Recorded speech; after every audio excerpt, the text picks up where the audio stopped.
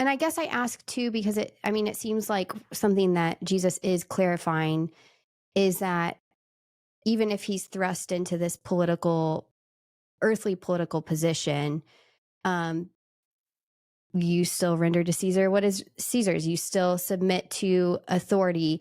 And people, or his followers, it seemed like had this notion that all of that was going to be overthrown here and now when he was there.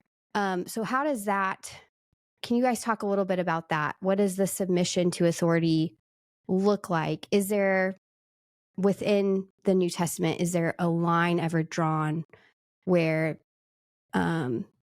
that's overruled, I guess, or overturned?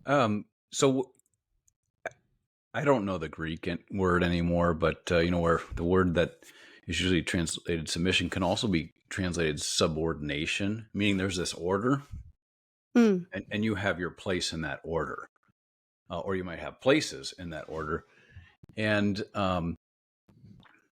you see it when Paul describes the relationship between a husband and a wife, right? But by extension, it's in all of socio-political society, and boy, I can't think. I don't know, Bruce. It's sort of taken that it will remain until the end comes, until Jesus returns. I think, but I don't know. I'm kind of racking my brain to think of where there's a definite. Yeah. Apart from the eschaton. Yeah, that's the obvious one. There's descriptive lines. I don't think, to Adam's point, I don't think there's many prescriptive lines where it explicitly says like, hey, here's the line. But in Acts, clearly, and this goes back to Judaism as well,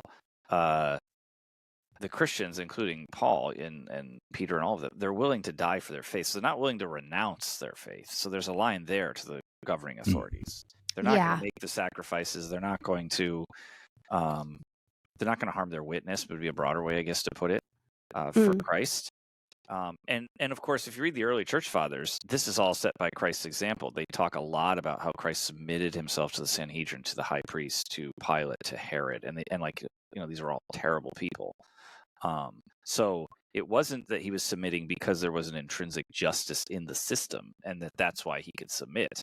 He was showing that his followers were not to be the sort of political figures that people expect or are used to, which are kind of combating the state. But if the state is unjust, okay, then the state's going to be unjust. I mean, it's really hard for 21st century people to sort of get that. And Augustine digs down into this really deeply, like, well, of course the state's unjust. That's the only thing it can be. It can only be unjust. Could we say then the line, Bruce, is, and Kelsey, the coercion of conscience? Or,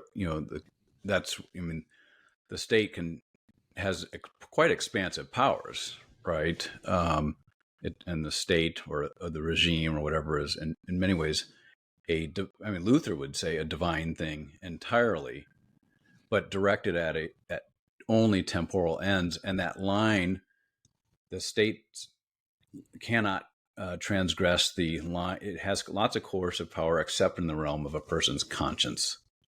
In particular, their religious conscience, their faith, if you will. I mean, is that fair? Yeah, that's the red line. Yeah, and I wonder too if the line is, well, I don't know if this is fair. I mean, I know for sure a line, maybe not the line, but a line is like when the state says something about, or tries to in some way suppress the preaching of the gospel. And that doesn't necessarily mean, because what I hear also is maybe this redefinition of what rebellion looks like from what you said, Bruce.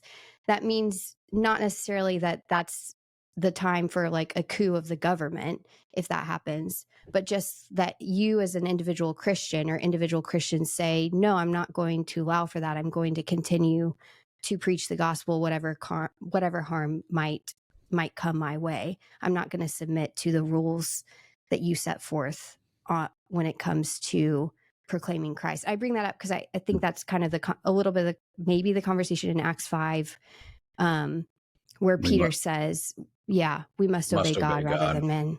Yeah. Yeah. Yeah. I think Which you're is right there. a conscience issue for sure. Yeah. And I mean, thinking a little past the New Testament, and I hesitate to do this because Bruce is here. He's the early church guy. But I mean, in the 2nd century, rebellion looks, there isn't like Christian rebellion against the state.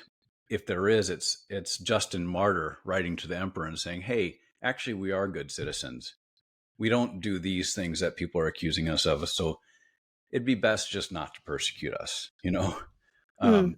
So it's not, there's like certainly no coordinated effort to change, to promote some sort of coup or change local politics. It's they're obeying God, and they're just asking, when they're questioning the way Rome handles Christians, they're kind of just setting the records straight. They're not trying to actually change policy.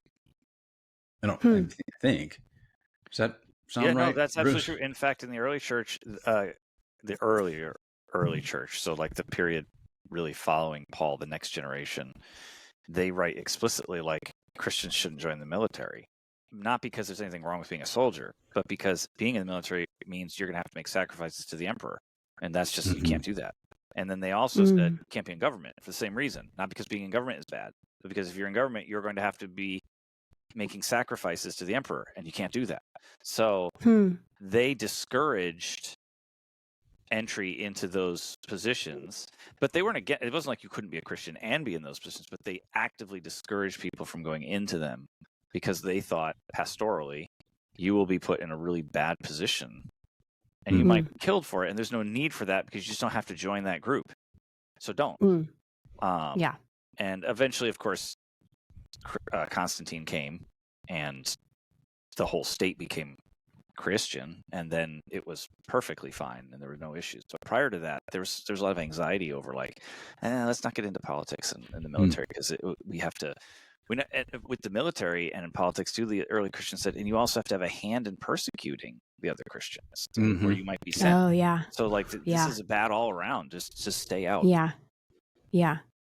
That's interesting. Well, before we transition to Augustine, what would you guys say? And maybe this is too broad of a question since we've talked now about, the Gospels and Paul, but what was the attitude, if we could give, a prevailing attitude towards government and authority and politics from New Testament writers? What is the purpose? What is the purpose? I don't think it's super monolithic, because I think everybody thinks right away of like, obey the governing authorities and live peacefully, honor the quietly. emperor, like all that Peter, exists. But also you got to throw in Revelation, where it's like, this is a whore and Babylon, and it's demonic, and it's out to destroy you. Like there's that too. So it's actually a little bit more complicated.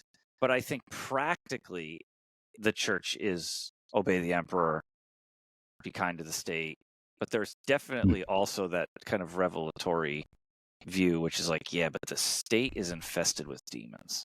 like they're on that side. Yeah, and not. I don't know how quick it emerges, but I know it's at least late antiquity, but maybe even in the early church, where Rome is figured into like Daniel chapter 7.